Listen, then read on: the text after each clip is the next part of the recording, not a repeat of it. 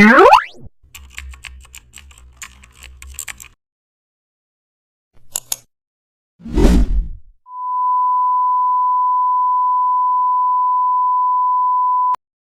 back to the channel. Don't forget to like, share and subscribe for more updates.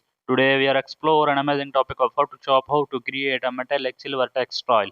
Type your text using a bold sans serif font, then apply gradient overlays with gray, silver and white tones, and also add bevel and emboss using inner bevel. Adjust depth for realistic metallic shine. Use gloss counter to enhance edge reflection. Add subtle satin layers with white gradient and also apply inner shadow to define depth. Add outer glow with light gray.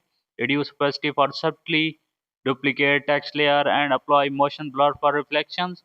And also add highlights along top edges with a small brush. Merge layers for a clean base. Adjust gradient strokes to smooth transitions. Refine light angles and shadows.